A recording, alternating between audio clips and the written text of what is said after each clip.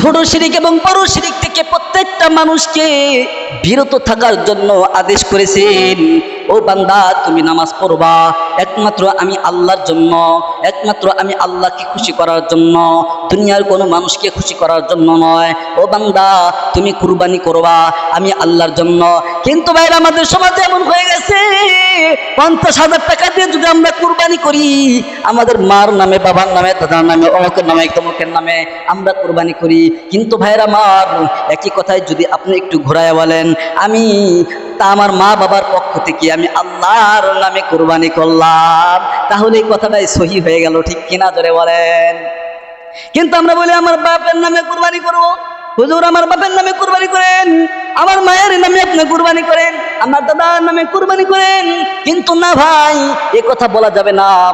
আমাদেরকে বলতে হবে আমার বাবার পক্ষ থেকে আমি আল্লাহর নামে কুরবানি করি।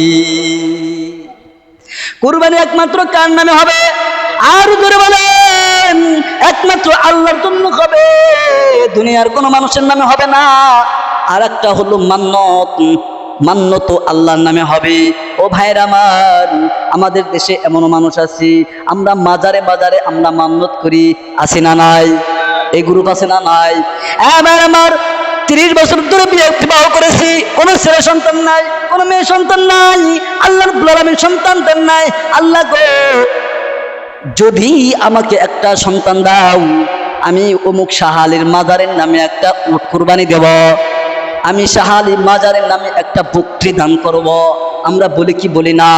এই যে আপনি মাজারের নামে যে আপনি দান করলেন, মান্নত করলেন, আল্লাহ রাব্বুল আলামিনের কাছে তো কবুল হবেনি না, বরং আল্লাহ রাব্বুল আলামিন আপনাকে শিরক দলের অন্তর্ভুক্ত করে ফেলেছি। এবার আমার মান্নত হবে একমাত্র আল্লাহর নামে। কার নামে? আরো ধরে বলতে হবে, কার নামে? আল্লাহর নামে। কেমনি মান্নত করবেন? মান্নত করার একটা পদ্ধতি আমি আপনাদেরকে বলে দিয়ে যাই।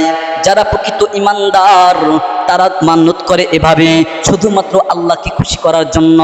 ও ভাইয়ের আমার, আল্লাহ যদি আমাকে একটা ছেলে সন্তান দান করে, একটা মেয়ে সন্তান যদি আমাকে দান করে, আমি যদি পরীক্ষায় পাশ করি, আমি যদি পরীক্ষায় পাশ করি, তাহলে আমি আল্লাহকে খুশি করার জন্য 10 রাকাত নামাজ পড়বো। আল্লাহকে খুশি করার জন্য আমি 3টা রোজা রাখবো, 4টা রোজা রাখবো, 5টা রোজা রাখবো। এইরকম ভাবে যদি কেউ আল্লাহকে খুশি করার জন্য যদি মান্নত করে, আল্লাহ রাব্বুল আলামিন বলেন তাকে কয়টা পুরস্কার দান করবেন? আবার কোন কয়টা পুরস্কার? 4টা পুরস্কার দান করবেন। এবার আমার, কিন্তু আমাদের দেশে এমন হয়ে গেছে, এই যে গত কয়েকদিন আগে পরীক্ষা হয়ে গেল, এসএসসি পরীক্ষা, অনেকে মা বাবারা নিয়ত করে বসে, আমার সন্তানটা যদি পাশ করে, আমার সন্তানটা যদি পাশ করে, তাহলে আমি হারা গ্রাম মিষ্টি খাওয়াবো।